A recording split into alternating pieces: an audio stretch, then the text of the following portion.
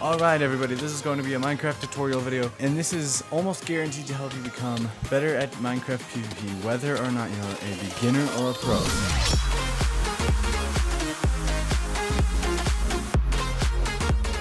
Alright, so we are going to start off with the basics. We're going to start off with aim. Aim is a very important part because if you cannot aim at your opponent, then you will not be able to hit him. Wow!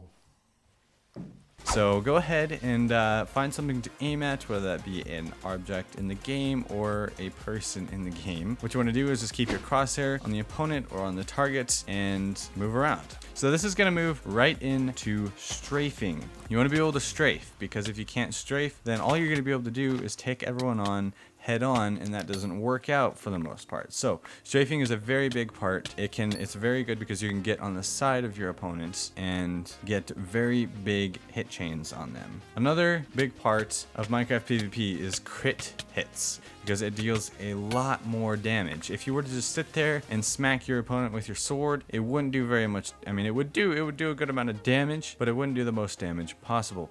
So what you want to do is you want to jump, and as you're falling to the ground, click and hit your opponent. It will do a lot more damage. So once you have, next what you want to do is you want to get into speed clicking. So you want to get into clicking very fast, because if you can click very fast, you'll have more times where you're actually going to hit the opponent than not. And you can also get very, very long hit chains if you can click fast. Now there are multiple different ways, multiple different techniques for clicking. One I use is butterfly clicking. I find that I can be much more accurate than jitter clicking, which is what a lot of people use.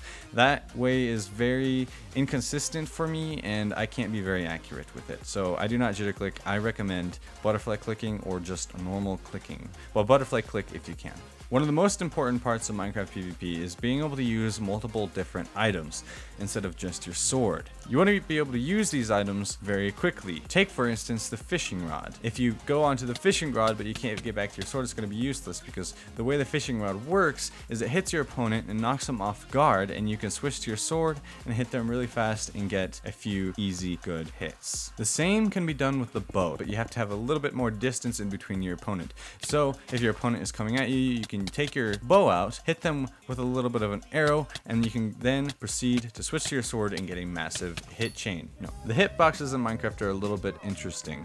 So if your opponent is above you and you are below him, you have an advantage, because the place you strike from is actually in like the top half of your hitbox, and you can hit the lower half of his hitbox without him being able to hit you, because his hitting area in his hitbox is too high to hit your hitbox. Hopefully that made sense.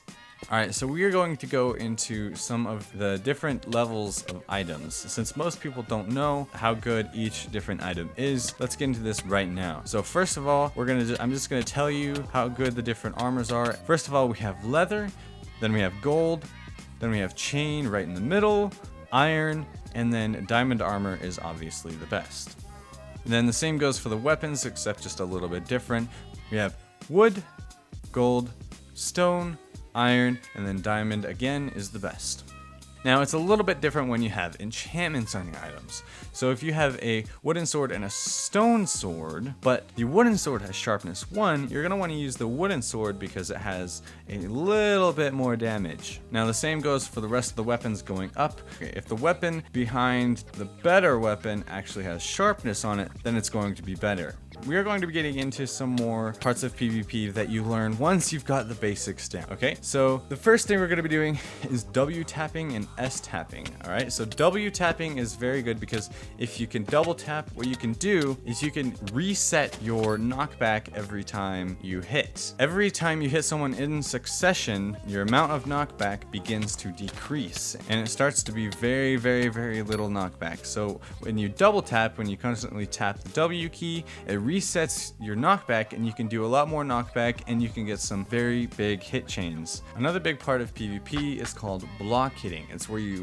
swing your sword, and then block right after. You have to get the timing down right, but when you do, it's pretty easy. I use it whenever I am in a corridor or a room where I cannot go left and right, and it's just brute force, and you just gotta go straight into the person. Just use left and right click at the same time, and hopefully you will block the hits that your opponent throws at you. Alright, the next section will be F and S, also known as flint and steel. Parts of this can also be done with lava and water as well. So what you want to do is use your hotkeys to switch to your flint and steel, right click the ground, and then switch back to your sword. You can do this in multiple different ways. You can do it while running away from someone and put it behind you, and hopefully they get knocked into the fire. Or you can put it in front of you while someone is coming at you. The same can be done with lava or water. Alright, if you really want to put your try-hard pants on, what you're going to want to do is you want to have all your settings and your controls set just right. So what you want to do is you want to make sure you have the most frames per second you can. A big one that affects this is render distance. The other ones, not so much. Sometimes particles can affect it a lot. If you make sure to turn VBOs on, make sure that it's not on VSync.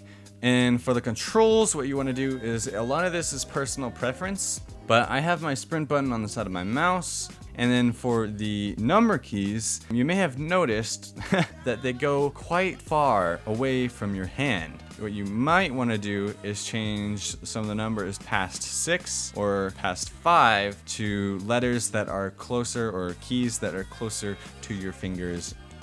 Also, another one that I have changed is I changed my change view mode. I switched the key for that to F, so that it's easier to switch. Alright guys, that is going to be it for this video. A few more little things, or actually big things, is to watch other people, watch other YouTubers, see how they do PvP, and pick up on their different skills. That can be very, very beneficial. Have fun. Anyways guys, that's going to be it for this video. I hope you enjoyed. If you did, go ahead and leave a like. If you want to see more content like this, go ahead and subscribe. Tell me down in the comments some of your PvP tips and tricks. Anyways guys, I hope you enjoyed.